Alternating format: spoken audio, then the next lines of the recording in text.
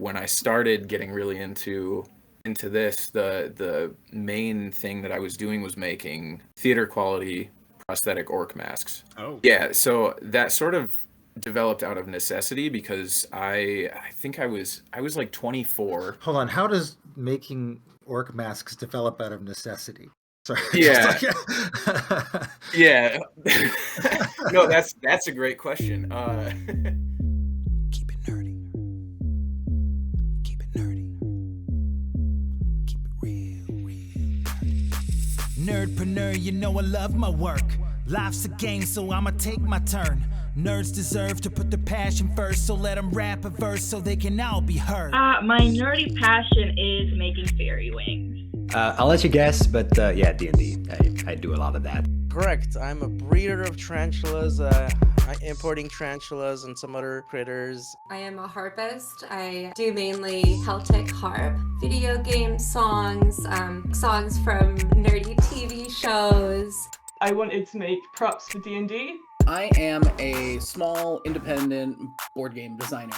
We are dice retailers. Nerdpreneur, you know I love my work. Welcome to Nerdpreneur, where we have fun conversations with nerds making money with their nerdy passion. And I am joined, as always, by my co-host, Frank. Hello. And today we have a very special guest, and his name is Joel. Hey, how's it going, everybody? Doing great. Happy to have you on the podcast, Joel. Yeah. And this one is definitely in Nerdpreneur's wheelhouse. I think a lot of people are going to be really interested in what Joel has to say. And so, Joel, can you tell us, what is your nerdy passion?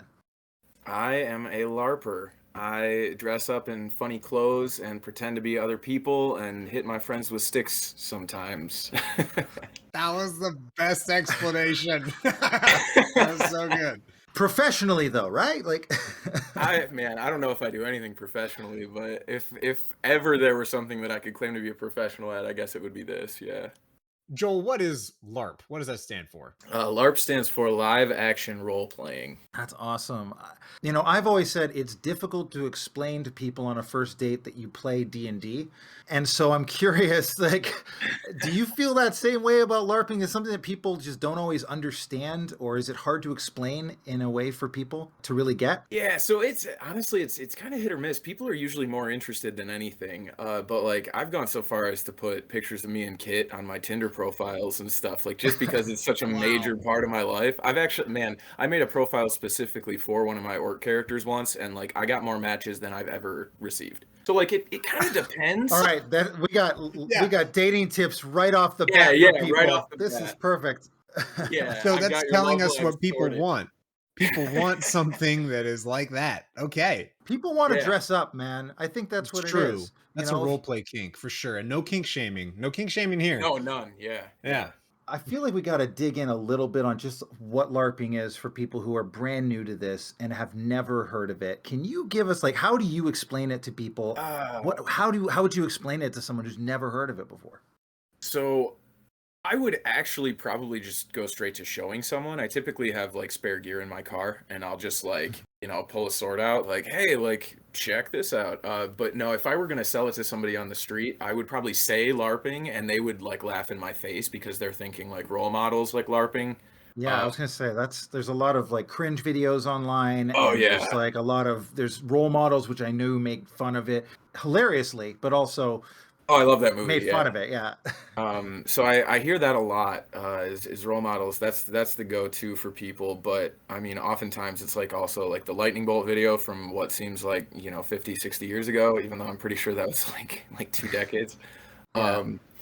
But so I would probably show somebody, but most of the time I try and like dress it up a little bit to make it seem like it's like way more interesting than it is. That sounds horrible. Not that it's not interesting, but I'm always like, oh yeah, I do all of these things, and then I like on top of that, I play these characters that I'm running around in the woods or doing whatever. But I always try and like pull people in with like stories about it before I dive straight into like by the way, you're gonna have to like put effort into this. You actually have to craft a character and put on makeup and like Yeah, teeth in exactly. your face and prosthetics, all that kind of, like, because costume is like a big part of LARPing, right? Like that, I feel like the big difference between, say, a Dungeons and Dragons nerd and a LARPing nerd is their commitment to costuming. Yeah, and I think that's actually sort of it's a touchy spot for American LARPers. We have sort of a terrible reputation around the world as far as like quality costuming goes, and that's strictly because of the presence of like combat games here, like Dagger here and Belagarth and Amtgard is a little more LARPy. I'm gonna go into that. Sorry. Oh, That's, okay, yeah. yeah, I don't know what That's those like that curse of knowledge where I'm like just dropping all these words that you guys have no idea what they mean. Yeah. So Dagger here is actually what I started doing, and it's like a full contact medieval reenactment is what we've called it. I no longer. Okay, real quick. I just got to say I know what that is because I saw that at PAX here a couple years ago, and they hired some of them to reenact a fight while all of us were waiting in line in the morning. Excellent. And it was like not even 5 minutes of fully decked out knights fighting. Oh yeah, yeah. It looked exhausting. That could have been the SCA too. So SCA actually, as far as I know, they still don't like to be referred to as a LARP, but that's the Society for Creative Anachronism, and that's like all the dudes in like the full armor and like the big wooden sticks, just like beating the hell out of each other.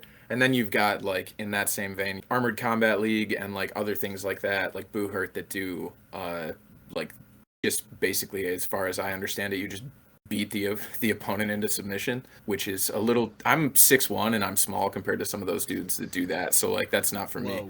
I also don't have healthcare, but that's another podcast. I love being Canadian. Oh God, yeah. We don't need to go there.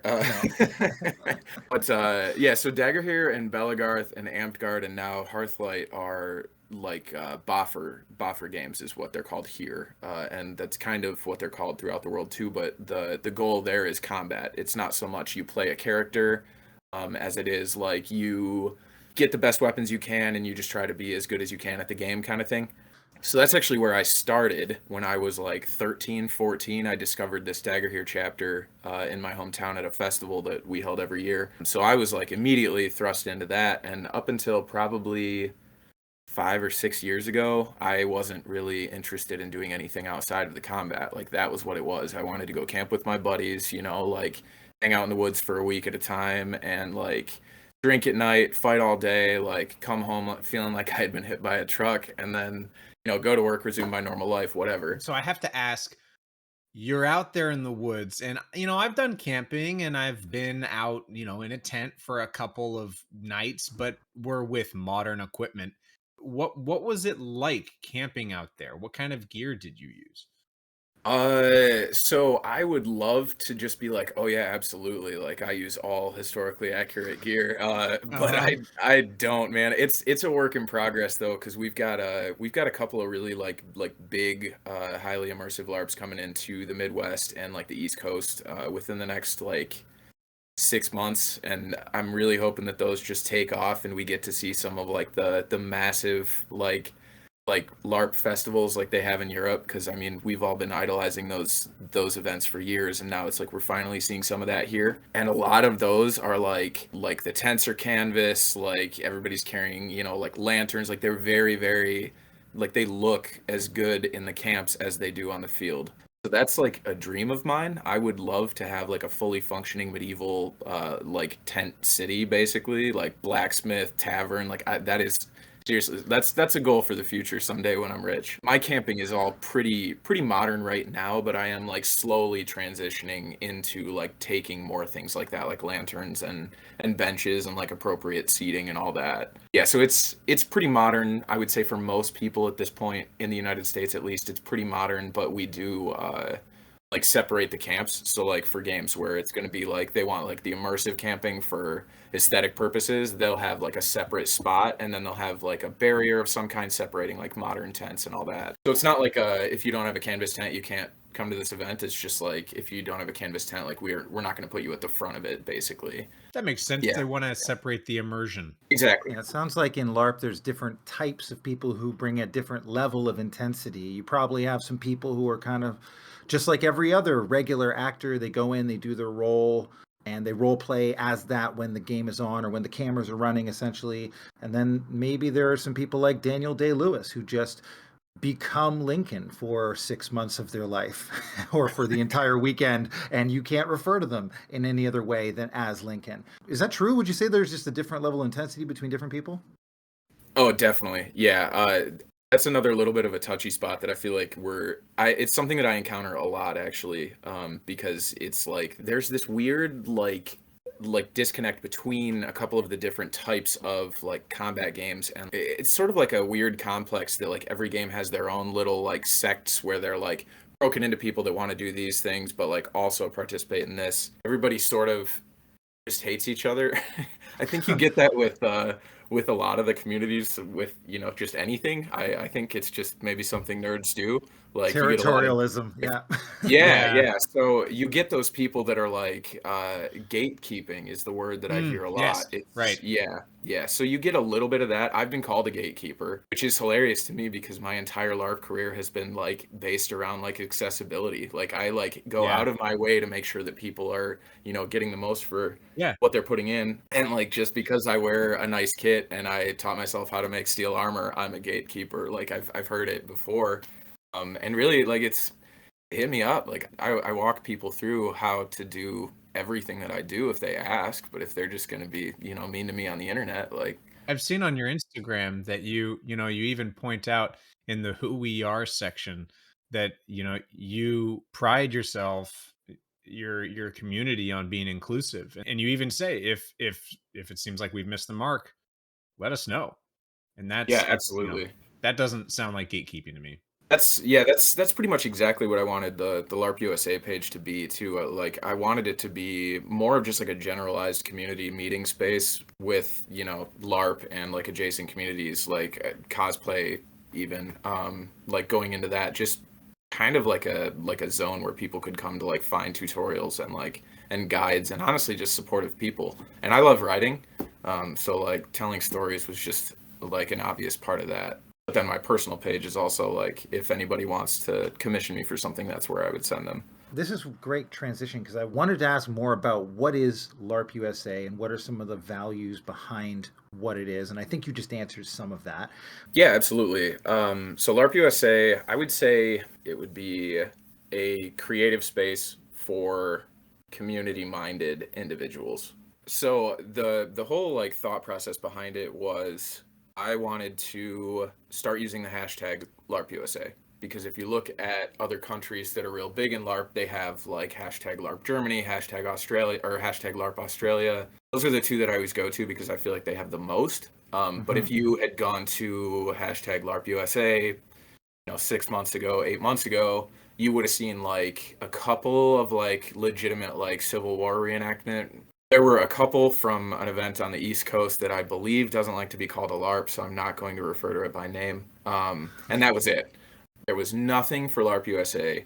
And I was like, okay, I'm going to start a community page that is just like totally rallied around this hashtag LARP USA thing.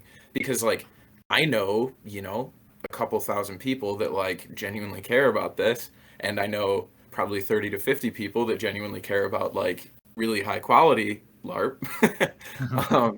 Like that was sort of the goal, was just to create like an inclusive space for all of those people that I feel like don't necessarily get the recognition that they deserve, which I feel a little bit biased sometimes because like I have so many friends that put so much effort into it, and for whatever reason I'm like, oh well, you're my friend, so obviously I can't put you up here. And it's like I've done it to a couple of them but not all of them, and I'm like, god, like the list is too long. Like I have way too many people that I would like to just like blast out here. Kind of end up hamstringing yourself at that point. A little bit, yeah. And I've only been trying to make like one post a week because I don't want to burn through the content that I do have. But it's a whole thing. Once events kick off in a couple months, it'll be a lot easier to have like really high quality content. And that's honestly what I'm looking for. I really wanted to do discount codes and partnerships with some local vendors. Granted, right now we have a couple with couple of international vendors, as well as like one or two that are like America or US specific. But But that kind of ties into that community meeting place. Like I wanted people to be able to come to the LARP USA Instagram page and find tutorials and ways to save money and like just as many barriers as I can eliminate as possible. That was the goal of LARP USA. Yeah, it sounds like you're creating a hub for which all your community can be able to gather and find and build together and create resources or community around. And I think that's really awesome. Some of the things you're mentioning is like side ideas for, say, businesses or ways to monetize, but I can see your vision really not being about, say, a business, but more of a place in which to direct people's focus. It sounds to me like, I think you were telling me you have your own side sort of business with it that is around commissions. Is that completely separate from LARP USA then? Or is that something that you promote through that too? No, I don't promote myself at all through LARP USA. If it ever gets to the point where I've completely run out of content and I need to, I can be like, oh, hey, look, a picture of me. But it's not like I wouldn't do that. I would write a story and present it the same way. But as far as commissions go, so I started making. I've kind of been like making and selling things or making things and then giving them to people for my entire life. So like when I started getting really into this, the main thing that I was doing was making theater quality prosthetic orc masks. Oh. Yeah, so that sort of developed out of necessity because I think I was like 24. Hold on, how does making orc masks develop out of necessity? Sorry. Yeah. Yeah. No, that's a great question. Yeah, so when I was like 23, 24, I was playing Dagger here, strictly combat game. I don't remember the exact moment, but I was like talking to one of my buddies who played with me. His name is Wad. We all had our names. Mine is Droog, like from Clockwork Orange. That's my orc name still, actually. So I'm talking to him, and we were like just brainstorming about how to make me a helmet that would make me look like an orc, essentially. In Dagger here, for the most part, orcs were just people in ripped up t-shirts and green food coloring all over their faces and skin, me included. That's an important part of like the weird sort of development of an orc. I think everybody that I know that plays an orc, for the most part, with few exceptions, has started out wearing green food coloring and ripped up t-shirts.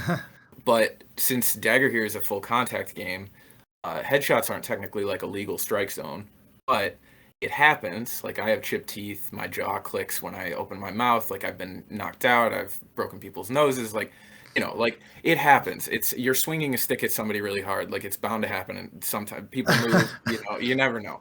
It's kind of like Nerdy Fight Club, right? Hey, we can't talk about that, all right? That's exactly. Yeah, right.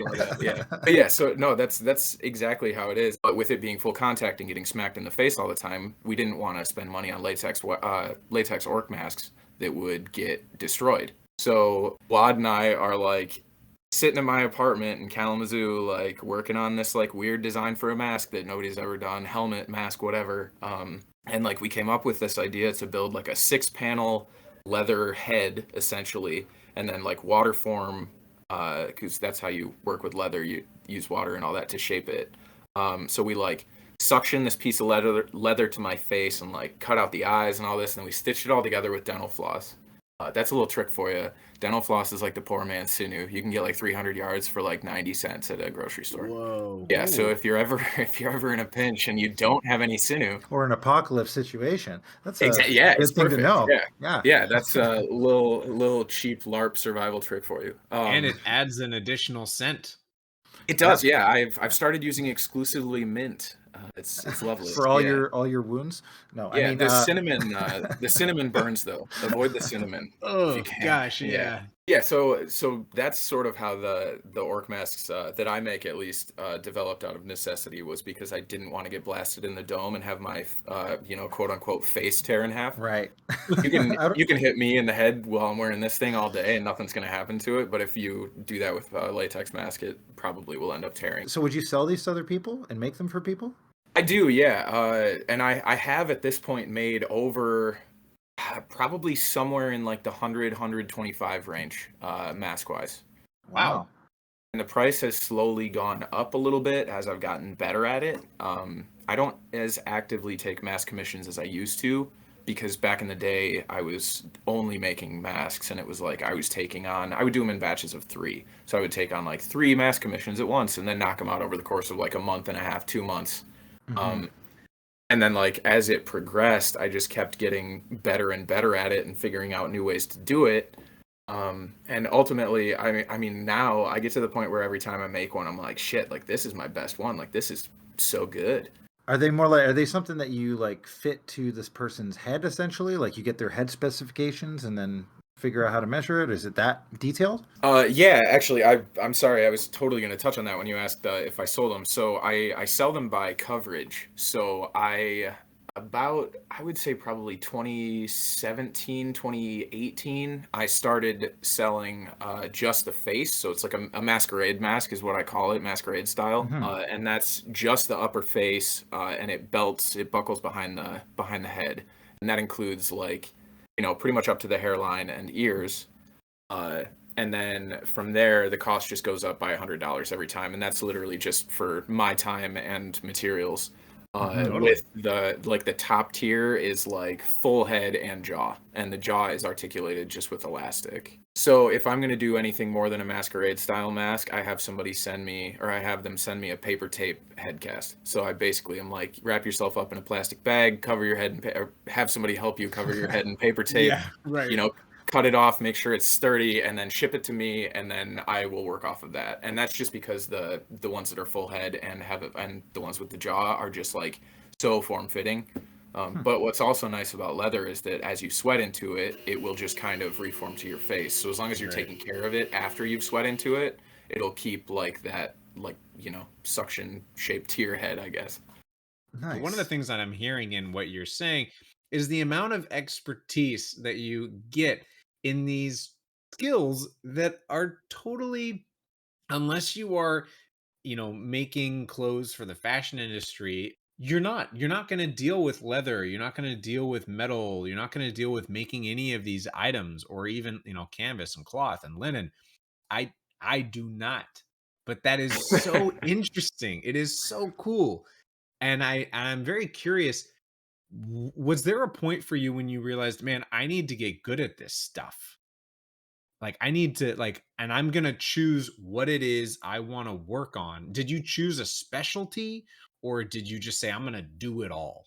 I honestly don't think there was like one specific moment. I sort of feel like I've just kind of been like building like myself into this person.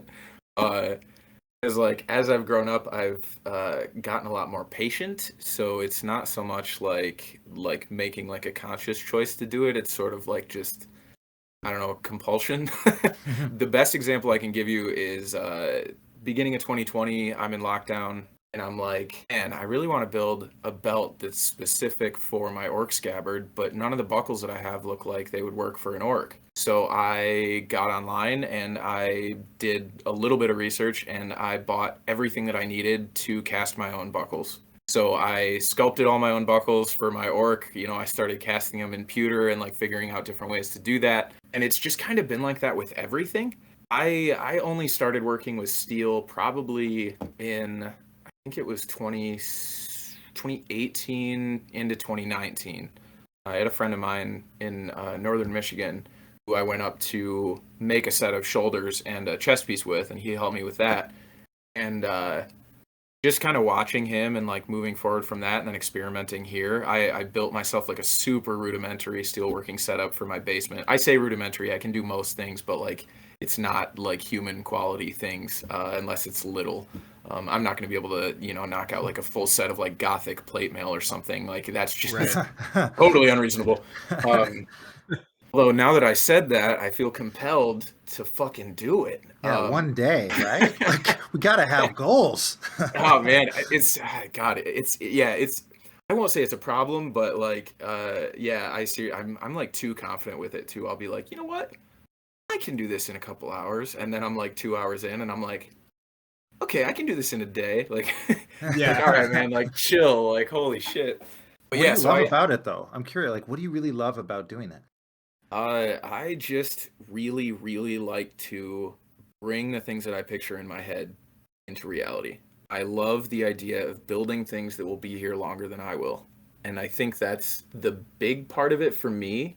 I come from a family that's very theatrical and musical, and I was, raised in the theater and all that. So I was kind of around like set builders and props and all that shit growing up. And then like I discovered full contact games when I was, 14, and then like it's just progressed further and further in that, and like my mindset has just kind of grown with that and that desire to like produce these like very, very quality characters. So when I was in my 20s or in my early 20s, it was like, I don't really care so much about this, like, haha, I'm Droog, I'm the king of goblins, whatever.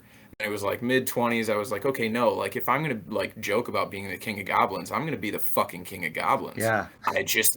I did. Like I just started I wore a crown. I used to wear a crown in public. I played in a band for a while, and like I'd wear the crown at our shows. Like how pretentious is that? No, that sounds appropriate for like, doing the band thing. I did the band thing for a while too. It's pretty normal, I feel like. Yeah, Yeah. it was just like, and I guess it just sort of, continues to snowball from there. Like I'm just owning different skills, like learning different things that I want to do, and just like moving forward to just like really just bring out like the absolute fucking best in myself with these characters.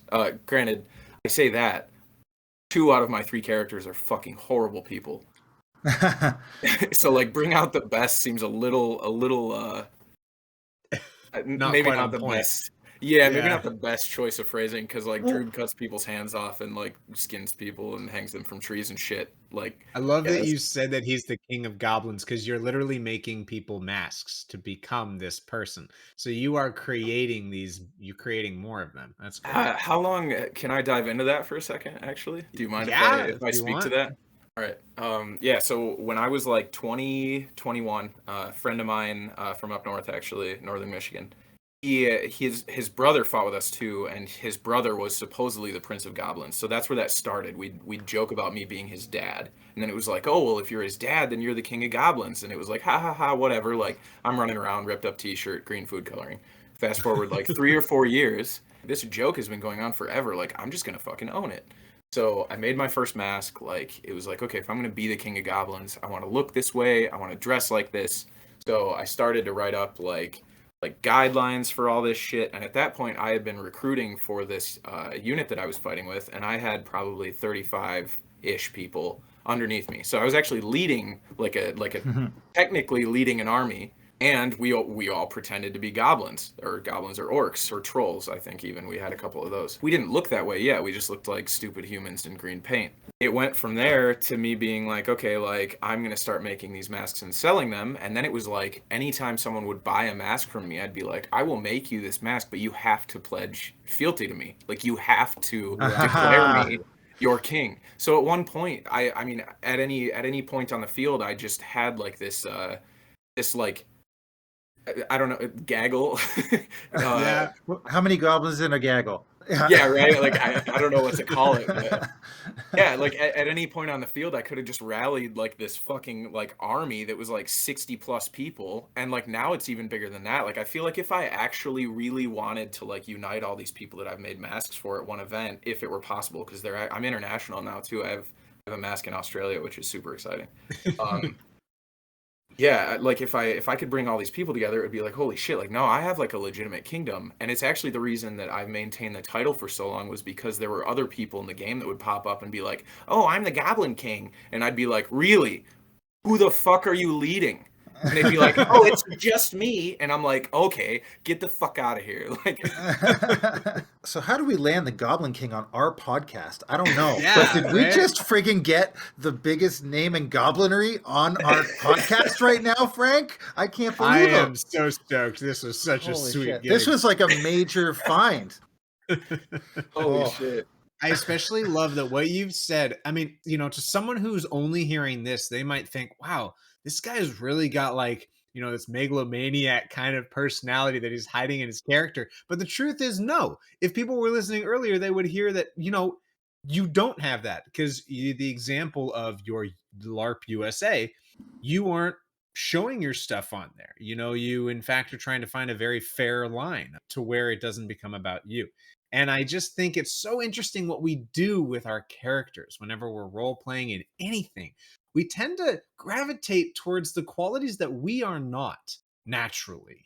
I say that, but then I realize I always play lawful good characters, and I really am lawful good. But you play with a lot of people who play who are horrible not. characters like They're me. terrible. They need a I- moral compass, and that's my Yes, purpose. in I life. believe in catharsis, the experience of pity and fear, and the theatrical vein of things. And I believe that by playing character or going out there, you get to sort of exercise whatever demons that are within you in a safe and reliable environment and expel those emotions upon your friends and dungeon master unwittingly for them to deal with in a fun way, as opposed to bottling them all up and then taking them out on someone that you actually care about. And I think that's one of the beautiful and wonderful things about Dungeons and Dragons, probably the similarly with LARPing. I think, people who are actors are often doing that acting thing as a form of therapy in their early 20s. It's just sort of like how it tends to be. I went to theater school. I can say that with some authority.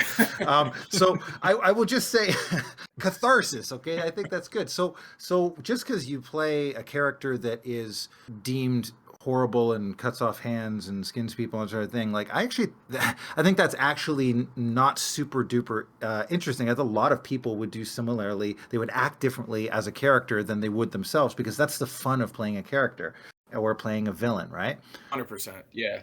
So it's funny that you mentioned that, though, because that is it's like a complex that was built up over years of people calling me the Goblin King, and then it was like, okay, like, no, I'll embrace this. Like, Droog never. I mean, it used to just be me, and now it's like this like fully fleshed out character that has like this totally alternate personality. Like, so I do currently lead like a tribe of orcs, and there are 10 to 15 of us at any given time. Some of us are more active than others, but we've been going through and doing these character prompts. Like, it's a way that we can sort of engage and like understand who everybody is without actually being able to be together, because we're all pretty spaced out. Because we have a couple of events coming up where we're going to be dressing up like orcs and, running around the woods and doing all these things. And it's like, we really need to know how each of our characters are going to interact together. And we don't have the ability to actually get together and do that. So I actually have been thinking a lot more about who Droog is and what he does. And like, man, he's such a dick, but like, I get it. Like, he's not true, like chaotic. Like he's chaotic neutral. And I sort of feel like that's where I am in real life too. The difference is that Droog is a little vindictive and pretty vicious and just like kind of a fucking narcissist. So it's like I have to like really get into that. Yeah, so it's like on one hand I agree, like I'm playing this character because it's everything I'm not, but at the same time like there is some sort of catharsis in like being able to be a dick. Yeah. You got to find that common ground. Yeah. Well, they always said that, at least in theater school, they always said. So, I wish everybody could see the face you just made. Yeah, it is so pretentious. It is so perfect. Theater school kid. They always said that you need to bring whatever part of you that is that character to the character. So if it's your version of how you would be an awful narcissist, then that's what people are going to see as authentic and true. And that's the process of becoming a good actor. And I think that's actually probably true in any role playing, because it's not that different. Like, you have to find an element of yourself to play and have it be actually interesting. Otherwise, it won't seem authentic. It'll just seem like you're doing an accent or you're pretending, or especially nowadays, people can spot BS and inauthenticity more than anything else, because we've been so marketed too. And I wanted to bring a little bit more back to somewhat of the preneur side of the nerd thing that we're talking about, because we're on the nerd side of the nerdpreneur, and I love that. But I wanted to come over to the preneur side of things a little bit, and you were just describing like you saw this kind of need in your life that needed to be fixed, and then you're like, this is also a need that needs to be fixed for a lot of other people. And if I just do this thing called fixing this need or solving this problem for people and take responsibility for it, people will pay me for that. That's a very entrepreneurial thing to do. Have you always been entrepreneurial, or is this like only in regards to your passions you've found ways to do this? Yeah, I think I kind of always have been. I'm pretty good with money too, so it's like I think of everything I do sort of in like dollars per hour, so maybe that's part of it. But I also really just tend to gravitate towards things that I actually value doing. Man, that sounds so generic, but like I just wanted to say real quick, like, nah, man, like, I mean, what you're doing is like kind of the dream. To be doing something that one actually loves, and they love seeing, like you said earlier, you love seeing that you make something from your mind into reality that will last longer than you. and you do it well enough. That's part of what Nerdpreneur is all about, is literally you could do that stuff in almost any niche or any weird friggin' nerdy thing you want to do. It's part of it is finding those opportunities and looking for them. Was there a moment that you found where you're like, I could make money doing this?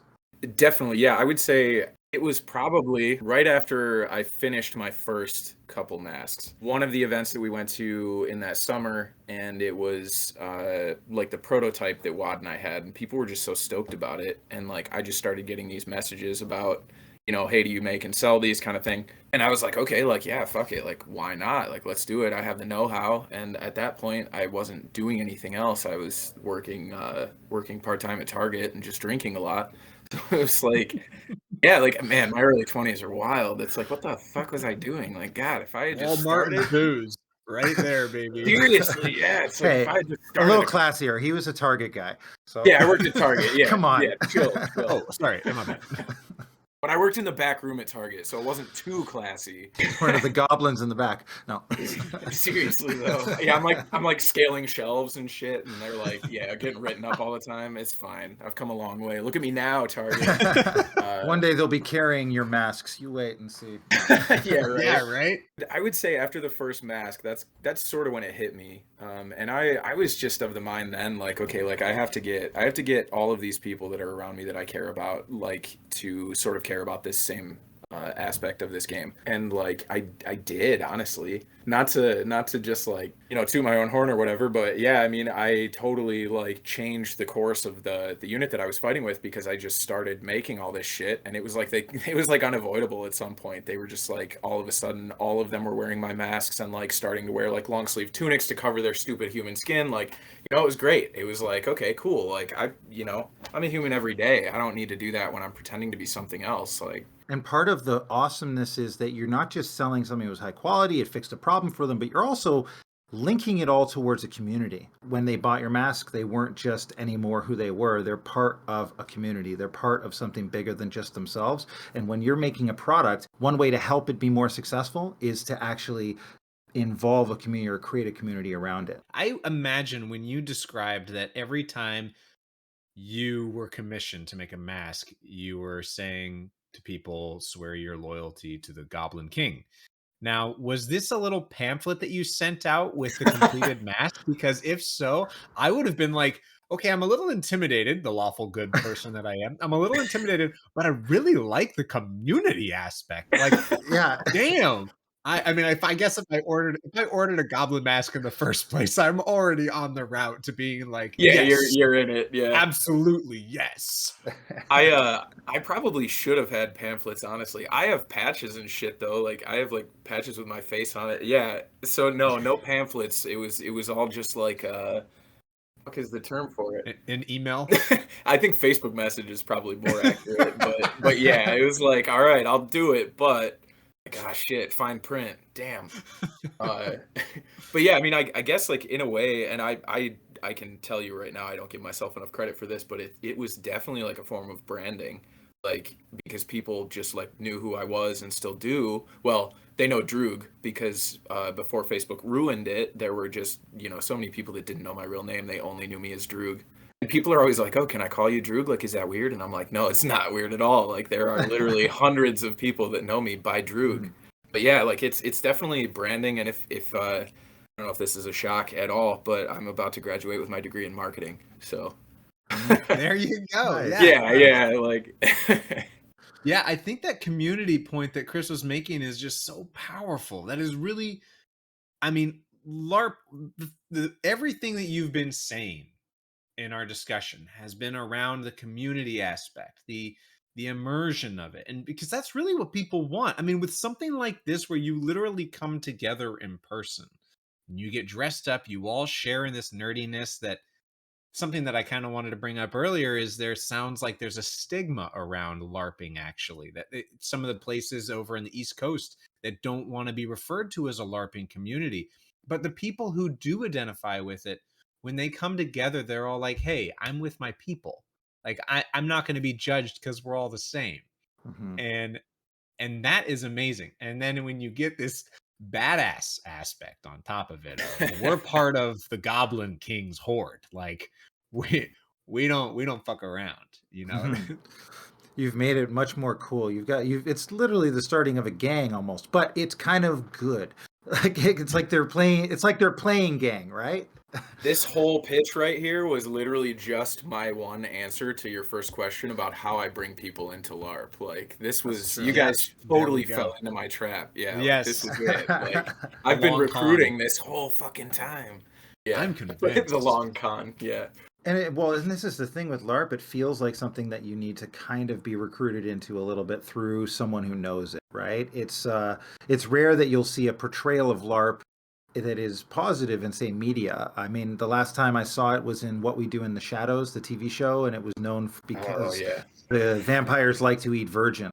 And so there was a high preponderance of virgins in the LARP community, and so they had someone who was pulling people from them for the vampires to eat.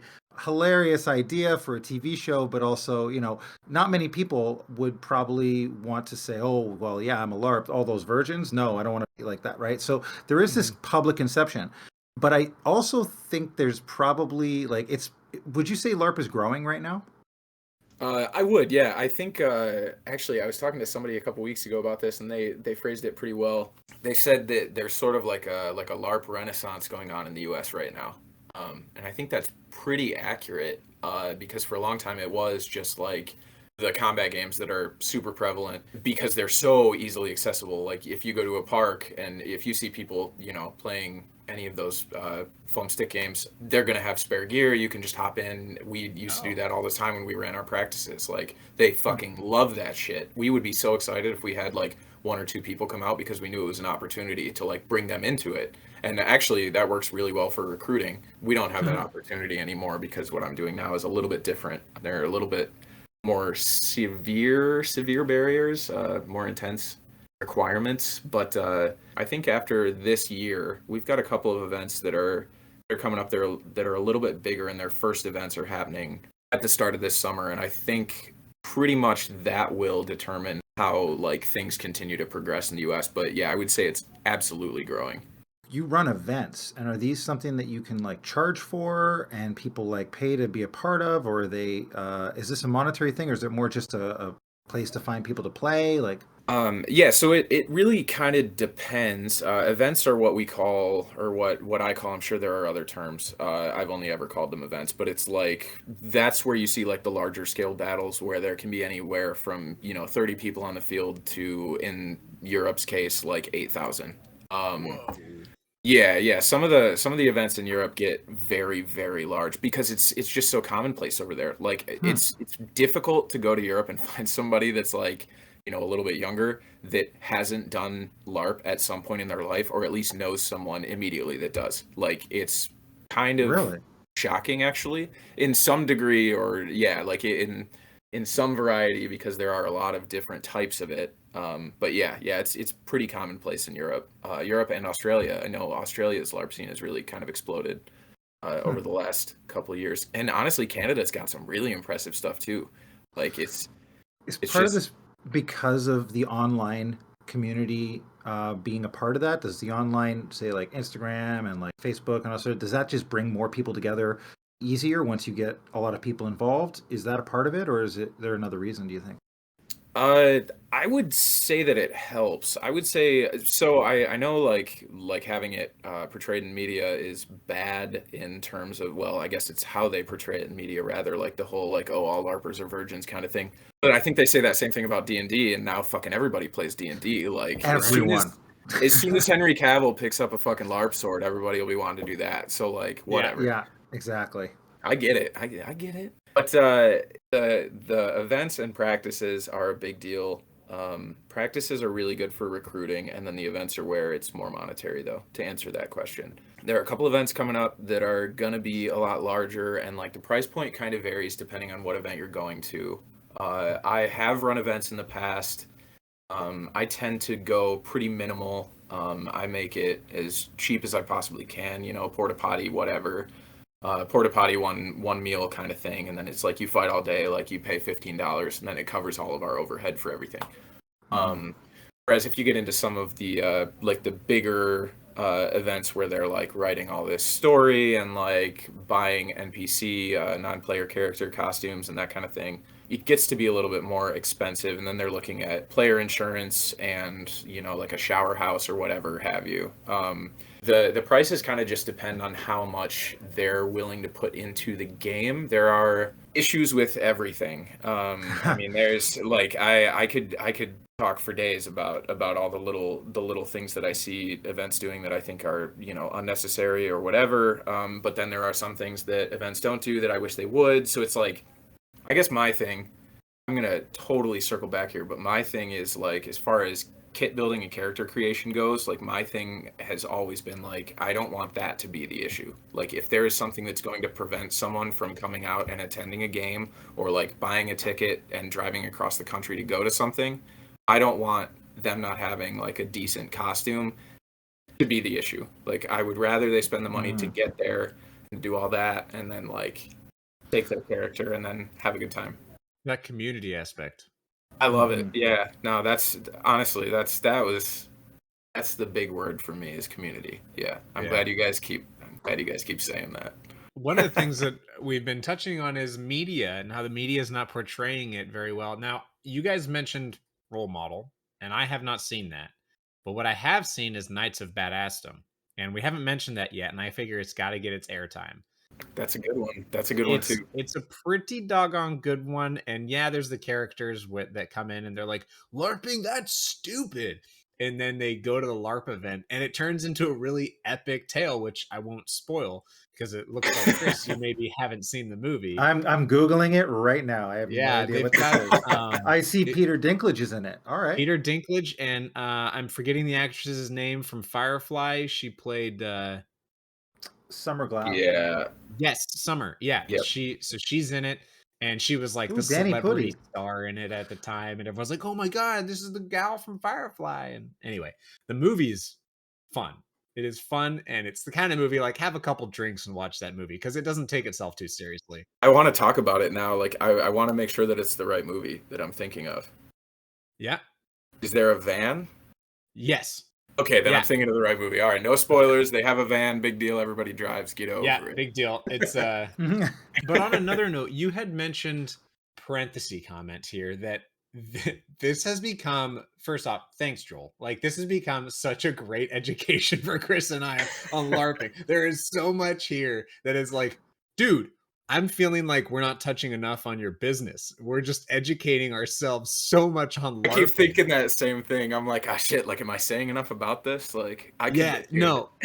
We'll get. I did want to ask real quick here, because you mentioned live events and how that is a business in itself, and you have done those and helped organize them. And you did mention something that I thought sounds really cool to me, and maybe other people find it interesting, but is the NPCs that you have in these events. Now, are these people who get in character and they are like giving out quests and acting as vendors for, what else do they do? That's pretty much exactly it. And it sort of depends on the event too. Like I said, there are so many different things. I mean, you could go to a steampunk LARP and somebody that is an NPC to steampunk LARP is going to do something completely different than they would at like a fantasy, like, you know, medieval fighting LARP. And you get Nerf guns. Oh, dude, Nerf guns. Oh man, I'm part of this game right now, and we're all like waiting for this guy to develop a musket, like a pistol from like the 14th, 15th century. Oh, that'd be awesome. Well, a pistol and a musket, I should say. And we're all just like, come on, man, like Nerf rival bullets, come on, like we all want it so bad. Like, yeah, I actually have a crossbow for that game. It's fantastic. Nice. But NPCs really kind of serve any purpose. I would say it's like borderline staff almost for events and stuff. Like they are integral to drive story, to create conflict, to, you know, act in whatever fashion they need to be acting in. Like for example, I lead a group of orcs, as I mentioned a lot, that we will be playing as NPCs at an event for in a couple months, and the goal is literally just like, okay, go into the woods, these people have these quests and I want you to ruin their day. I'm like, all right, like, can fucking do. And I'm gonna be such a dick. I don't want to say anything just in case Someone because listens, I don't want them to know. That's why I'm not using the name either. Like I don't want anybody to know.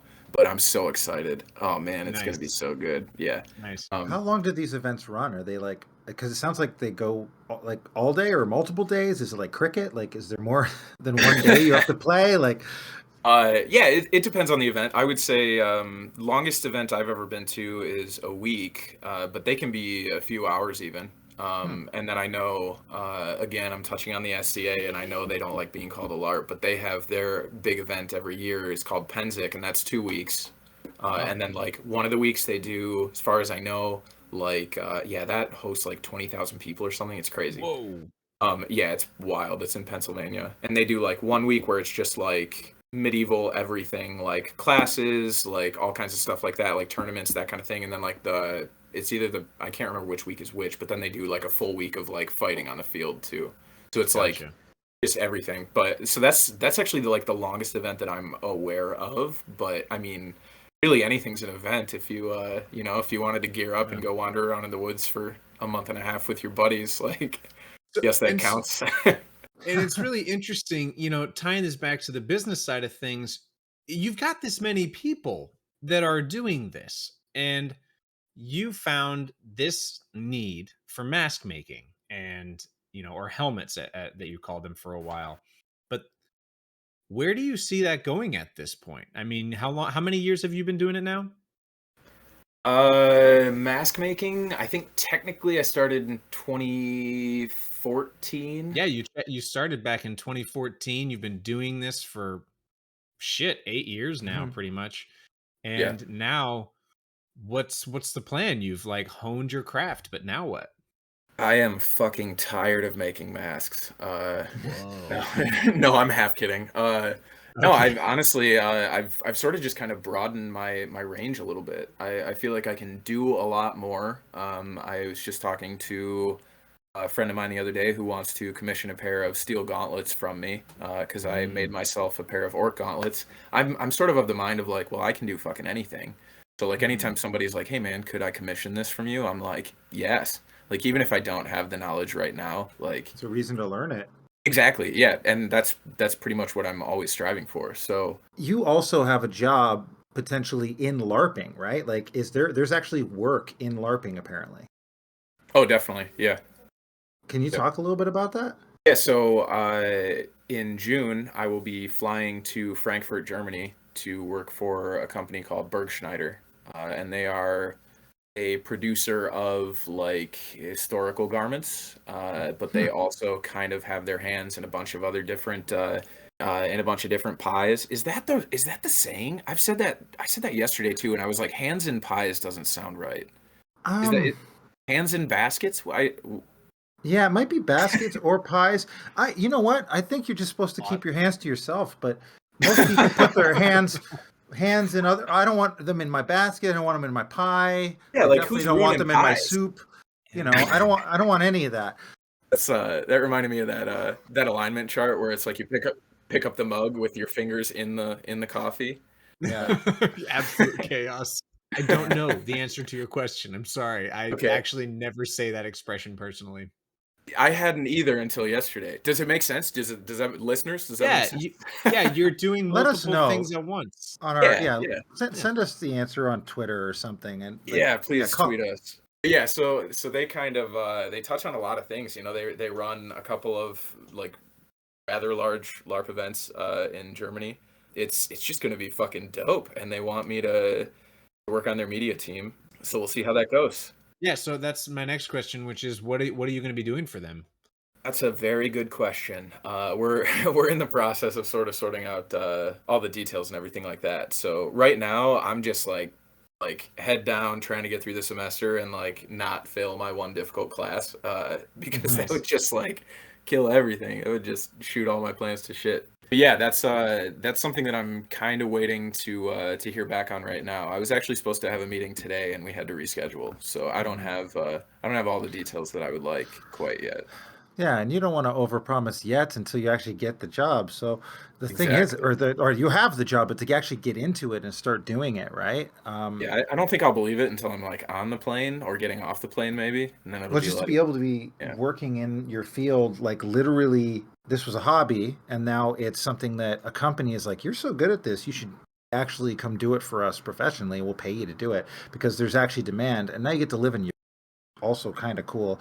Like, I think a lot of people listening to this would be shocked to know that that's even an option if they had just started working. Because, like, I think back, like, let's say you said you started this in 2014, making goblin masks or orc masks, and did anyone think you were kind of crazy? Oh, dude, yeah, I've had that my whole life, though. That's nothing new.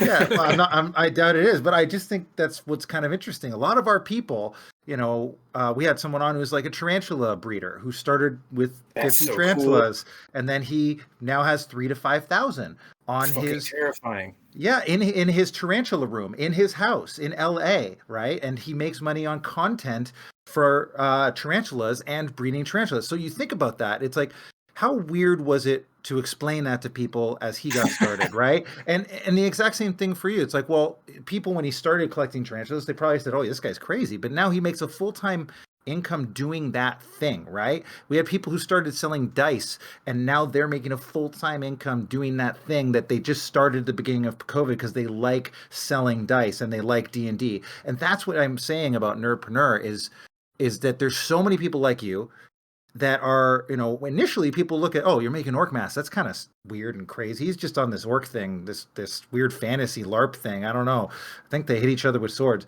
And then like 5 years later, 6 years later, you're like getting paid for that thing and moving to Germany, and people are going to be saying like, hold on, he's doing what? How is he able to do that? I'm still working at my regular job at Target, you know. I just think to myself, isn't that kind of cool? Oh no, dude, it's super badass. I'm stoked. I actually there's like some stuff that's going on with like me in the US still too for various LARPs that I actually don't know how much I can even disclose. But like the last like month or two has literally just been like, oh shit, like okay, I literally like I can do fucking everything that I want to do. Like I'm killing it. Like I can make all this happen and then fly overseas and be there for 3 months, and then if I get offered a job, indefinitely kind of thing. Like it's gonna be amazing. And I have so many friends in Germany and so many friends in various other countries just as a result of, me making things and posting them online. Like the networking that I've done and that people do through this hobby is just like, it's just ridiculous. Like there's so much. I think I'm really excited for this chapter in your life, going over to Germany. I mean, I know you obviously are too, of course, but I mean, hearing, like you were just saying, how many people want to pursue their passion and they think, oh, that's so far-fetched. It's, that's too hard. But here you are, you've put in the time, you've put in the hours, and now it's like, this is going to be a thing. I think the biggest concern for me now is like, how the hell do I get all this to Germany?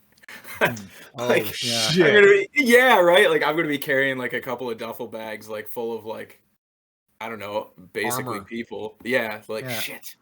Not the best. Not real forward thinking on my end, admittedly. Yeah. Maybe. Well, I'd imagine the logistics these days is terrible, but you could have it shipped via boat.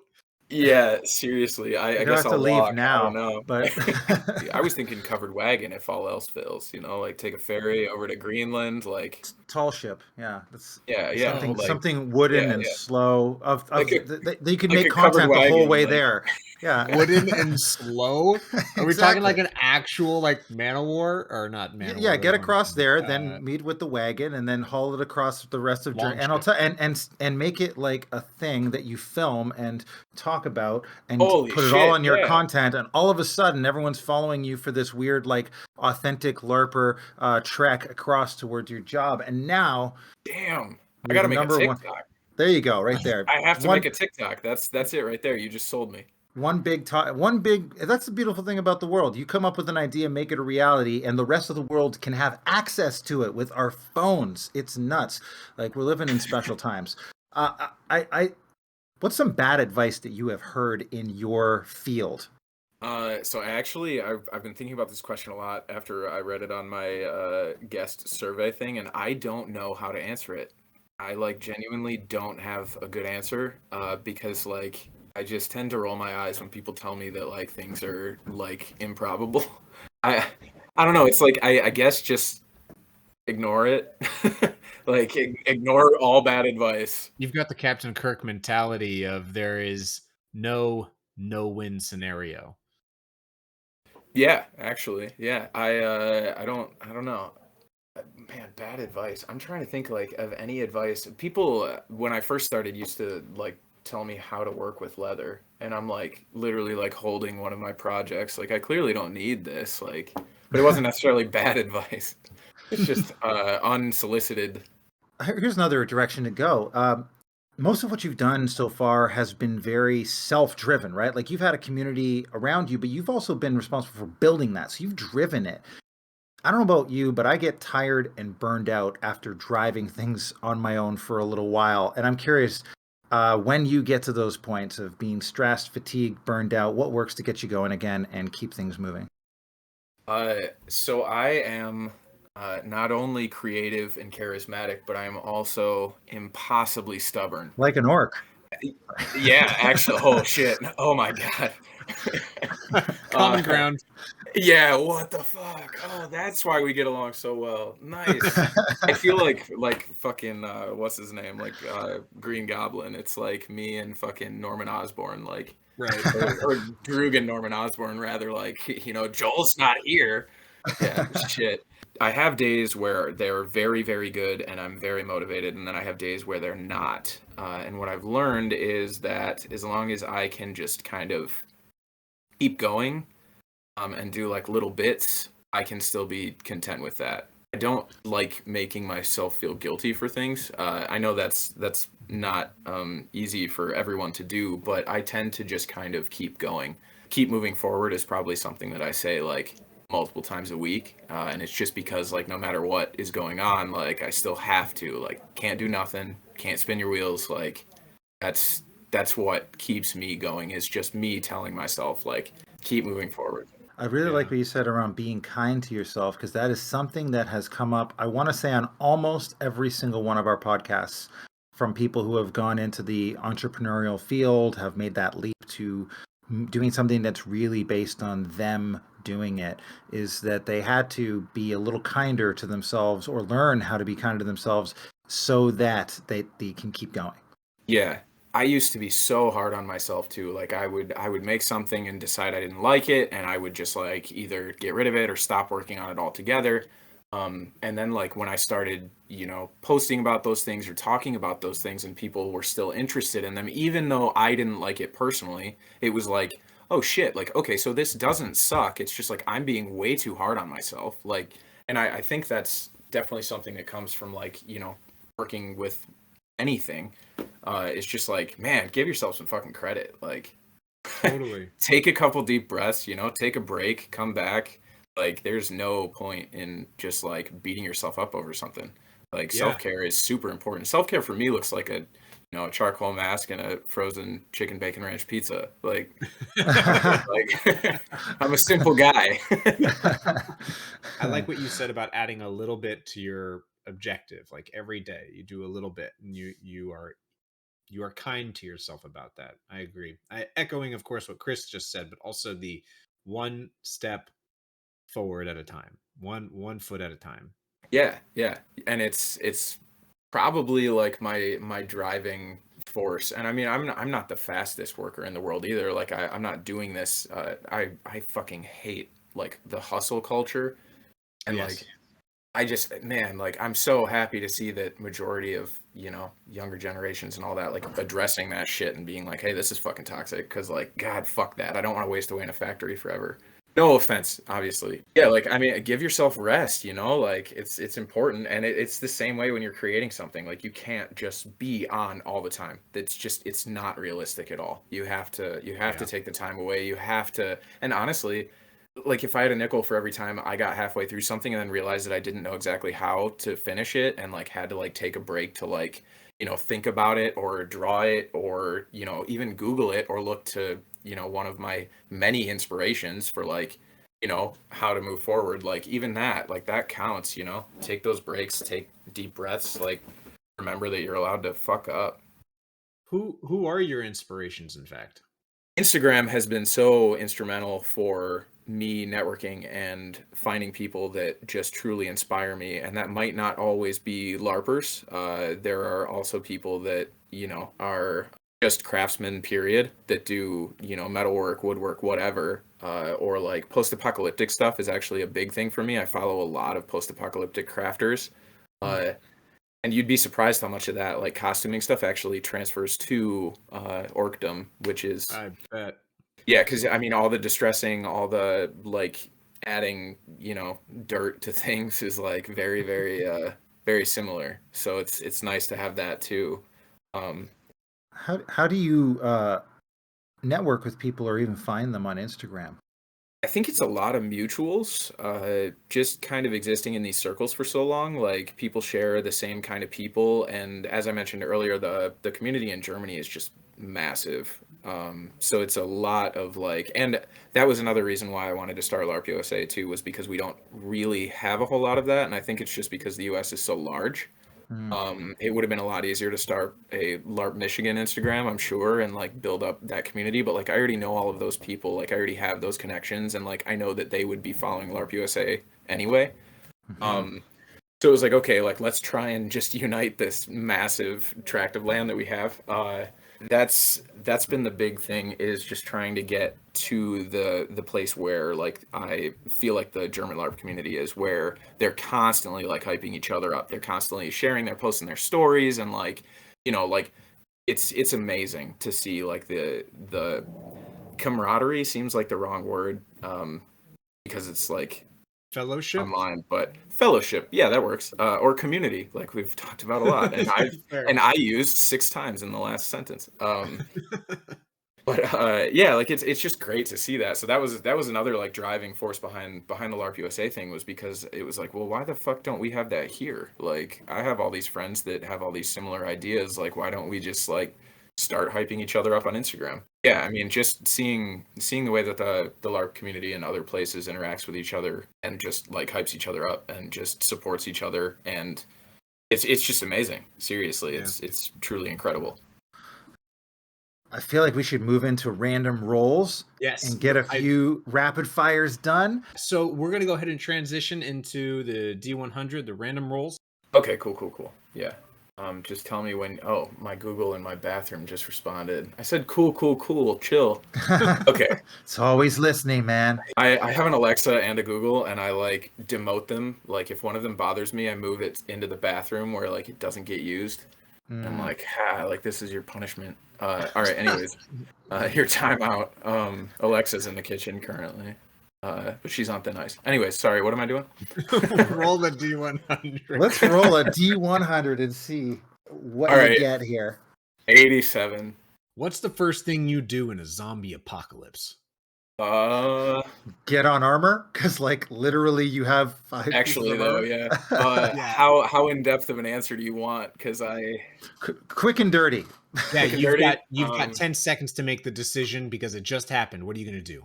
I'd armor up. I would find an apartment complex and I would clear it and knock out the first set of stairs. Okay. Comprehensive. And what would be your preferred apocalypse weapon from your arsenal? T-ball bat. Baseball bat.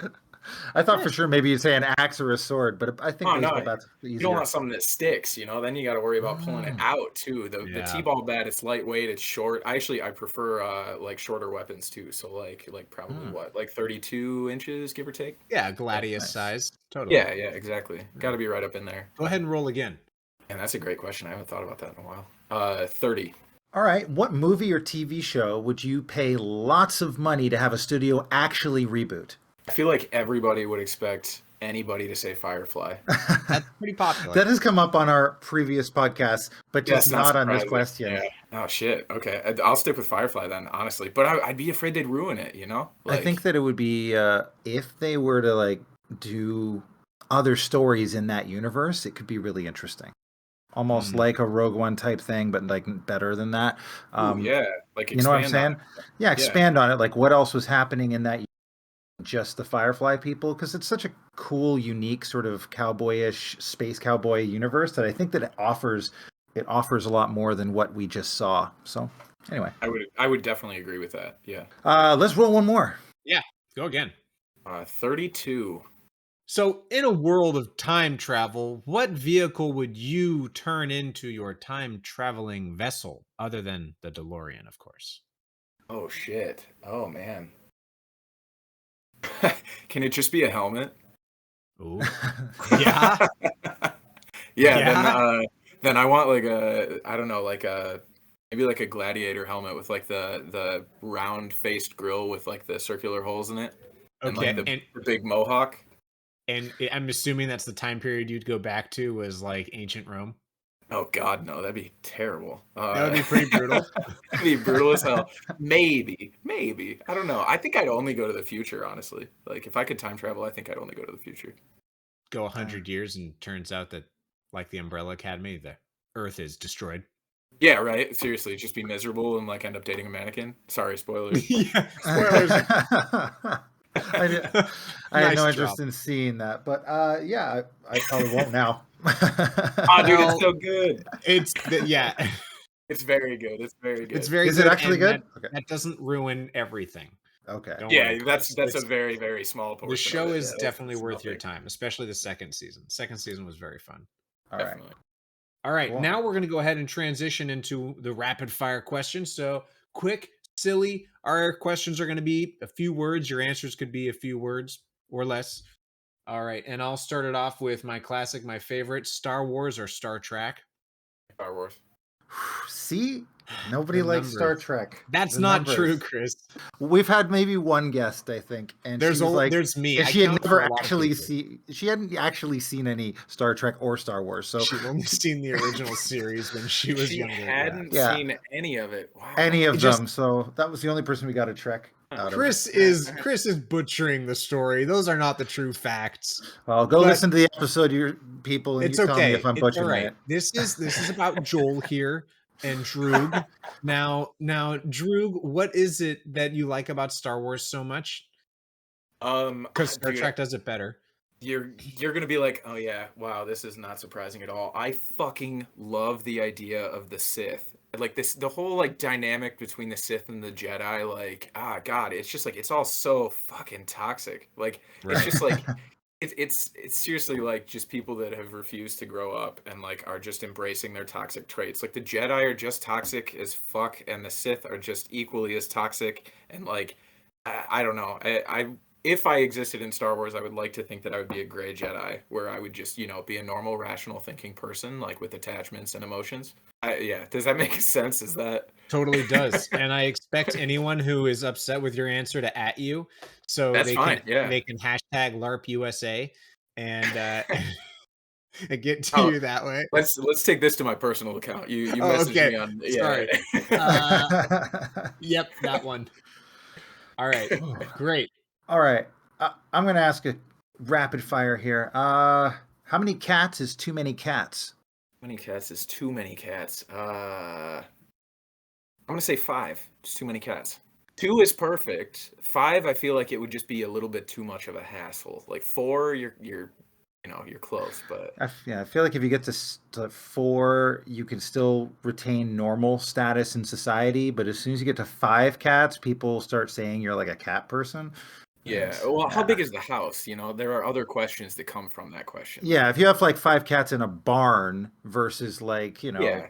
in Or a my cat living room. room, single bedroom apartment or something. Or like Just have a spare bedroom for the cats. How much does it reek of cat pee in your house is really a big factor Yeah, in can I how afford many to cats pay you can someone to have. help me clean it? Yeah. Yes, are you? Yeah, exactly. Can you hire help? I heard something on the radio earlier. Britney Spears has 5 bedrooms, 8 bathrooms, and 3 living rooms, and I'm like, okay, that's 15 cat worthy. Yeah, you Yeah, could have. absolutely. You want a Yeah, cat for yeah, every like- couch.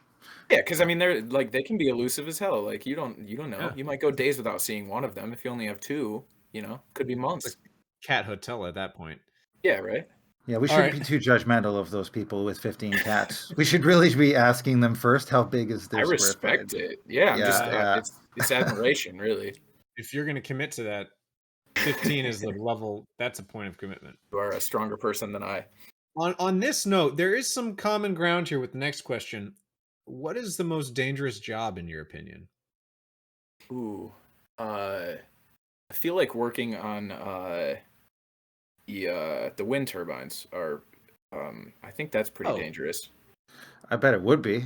They spin around. Yeah, because once you're up, once you're up in there, like apparently those things just arc at any point. I actually looked into doing that as a job a few years ago, and like that's why they get paid so much. It's just because like they constantly run the risk of just like being electrocuted to death. Like you crawl up into this tiny room, and you're in there with like this generator thing. And I mean, there could be, I would imagine there's all kinds of safety shit, but like, I mean, I guess it's kind of like being mauled to death by like any kind of animal. Like there's never like zero chance, Yeah, I mean, which is also another dangerous job, you would think.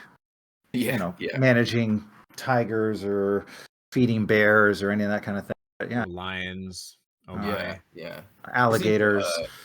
Fireball or lightning bolt? Fireball for sure. Role playing or combat? Ooh. That means something different to you because you're a LARPer. Yeah, right. I would, at this point in my life, I would say roleplay. Nice. I'm not afraid of combat. I won't avoid it, but I'm working on a character right now. I keep referring to myself as the fuck around and find out guy because I've been fighting for so long, but I am basically a warrior monk, and I carry 2 swords, a knife, a pole arm, and a shield on my back. But I'm going to try my damnedest not to draw my weapons at all. I'm just going to try and politics the shit out of it. Cool. A peace with monk. all the weapons. Yeah, exactly. Yeah. Dune or Mad Max? Oh shit, Mad Max. I disagree. Are you surprised by the looks on the faces, folks? Oh my god! Sorry, I just love Dune, and I fell into his trap. I love Dune, and I want more people to love it too. But okay, I love Mad Max too. I don't want to say like I'm anti Mad Max. I like fair. That's fair. Yeah. I haven't seen the old movie. Honestly, I feel like it's cheating skip to answer that question because I haven't seen the old movie. I haven't read the book, and I didn't get a chance to finish the new one. I got pulled away with like 45 minutes left in the movie or something, and I still haven't had a chance to finish it. Was really enjoying it. Great. Yeah. Then we'll hit you back on the next one on that. Bridge rebuilt. I did it. Nice. It's okay. I enjoyed Dune. Mad Max was really intense. You didn't alienate me. Don't worry. I'll throw one out here for you real quick. I'm actually more of a Waterworld guy. Oh my gosh. Ooh. Kevin Costner in his prime. Hell yeah. Yeah. I remember when Waterworld came out, it was considered a terrible movie. People hated it. Yeah, people just canned it, awful. But I feel like it has aged much better than people expected. Because it was a high budget movie. Like a lot of money went into it at the time. That's right. I do recall that there was a big thing about their special effects and pyrotechnics for that one. And they were filming in the water, right? Like it was just all in the water all the time. You can't imagine how expensive that must have been with it actually being real stuff. It wasn't CG. This was not the time when we had a lot of green screen action going on either. This was literally like, no, we're just going to build it in the water. And we're going to blow it up for real. We're going to need to have water with fire on it. How much is that going to cost me? I'm Kevin Costner. I need to make a movie. I actually never considered that. But yeah, I mean, like all the costumes, all the props, like everything, that would be such a nightmare on the water. Oh my God. Yeah, that's all what those outposts and shit. Oh man. Yes. 3 favorite pizza toppings. Yep. Chicken, bacon, and ranch. Oh, but actually, nope, I'm going to change my mind. I'm sorry. It's sweet corn and bacon and broccoli. Interesting. Yeah. Okay. I had to think about that. Was a big twist. That was a way different answer than what you just gave. Bacon stuck around. Bacon stuck around, yeah. Bacon's pretty good, yeah. But I discovered broccoli and sweet corn on pizza when I was living in Romania a couple years ago, and it has carried over to being my favorite pizza topping. Most of the time when I tell people I eat corn on pizza, they look at me like I'm a fucking lunatic, so... All right, well, we're interviewing someone from Romania in like 2 weeks, so I'm going to ask them about sweet corn on pizza. Yeah, see if they eat corn on pizza. I'm sure they do. And I want to know who's cooler in your opinion, Indiana Jones or Lara Croft? It's Indiana Jones for sure. Oh, okay. Yeah, yeah. But again, I agree. that comes from a place of ignorance, actually, though. Like, I'm okay. very familiar with Indiana Jones, and I know very little about Lara Croft. Like, I've seen like that old Tomb Raider movie with Angelina Jones, and like I've like watched like gameplay of games and shit. But like, yeah, so I'm sure she could probably kick his ass though if I know anything about Lara Croft. But like, well, maybe not. Damn, Crystal Skull was not great. If you No. play video games, the recent Tomb Raider games are phenomenal. Are those the ones with like the gorgeous graphics that look like Yes. super real? Okay, yeah, Just phenomenal stories, phenomenal. Just I can't stop singing praises about those games. Excellent. Yeah, I'd love to see a crossover of the two of them. It seems fitting. Pretty cool. Yeah. Tupac or Biggie? Ah, shit. Probably Biggie. All right, good answer. No, I mean you gotta respect both, but that's a good answer. Of course, yeah, of course. Last, just to wrap it up here, I kind of want to change this a little bit. We didn't really get to it, but I'd love to know, and this doesn't have to be a short answer here, what your definition of a nerd is. Oh man, I saw that one on the questionnaire too, and I was kind of dreading it because I'm like, shit, how do I? So for the longest time, when I was just doing foam fighting, there's like a stigma around like LARPing, and we would all like just be like 0 to 11, like, we're not LARPers, you take that back, you son of a bitch. And I don't know why, because it was like we just thought we were cooler than that. And like I used to tell people about all my hobbies, and I'd be like, oh yeah, you know, and they'd be like, oh well, you're such a nerd, and I'd be like, yeah, but like I'm in a band, so like it evens out. I'm gonna tell you guys a secret. Cool as a balance, dude. Yeah, like I sing, so what? Like, what are you gonna do about it? You don't want to fight me about it. Look at me. Well, let's see. What would I describe a nerd as? Oh shit.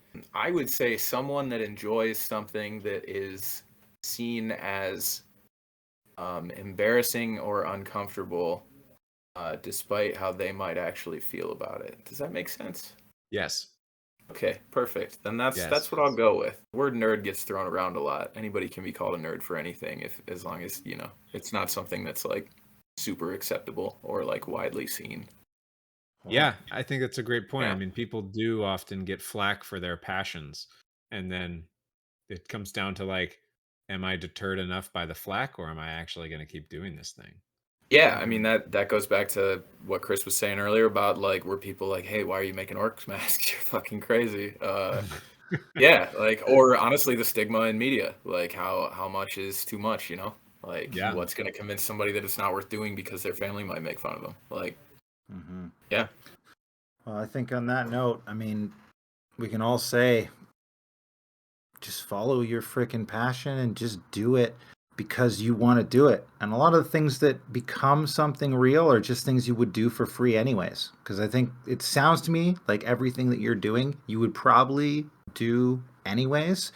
But it's really cool that you can actually make money and have a business and a lifestyle built out of that passion.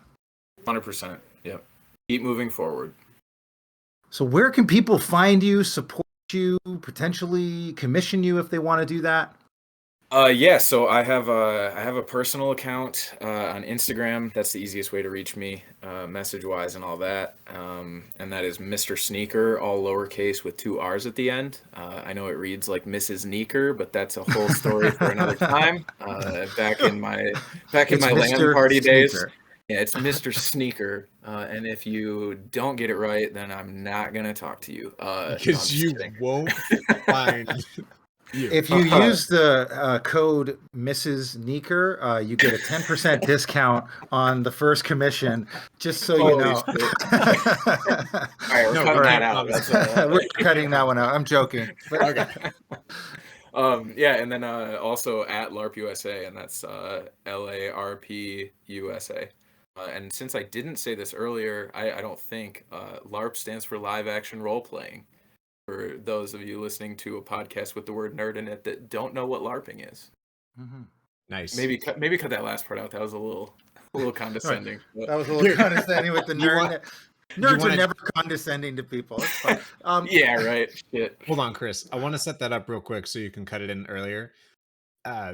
Joel, what is LARP? What does that stand for? LARP stands for live action role playing. that good, or you want me to? Dumbasses. Idiot. And if you didn't know, get out. Jesus, what are you Stop doing? listening. We don't It's want actually you. like there's like a lot of people who all right. Keep it nerdy. Keep it nerdy. Keep it real. Thank you for listening to Nerdpreneur. Be sure to subscribe wherever you found us and leave a review on Apple Podcasts. Every review helps our show grow. You can follow and chat with us on Twitter, Instagram, and YouTube at Nerdpreneur Podcast. Nerdpreneur is a labor of passion, and Chris and I would love to keep this thing going. So if you want us to continue making content, you can support us by going to patreon.com/nerdpreneur and become a member of the board. Members of the board get shout-outs, they can submit rapid-fire questions, they get behind-the-scenes peeks, and we record super fun and valuable content exclusive to our board members. We love all of you nerds. Keep it nerdy. Nerdpreneur, you know I love my work. Life's a game, so I'ma take my turn. Nerds deserve to put the passion first, so let them rap a verse so they can all be heard.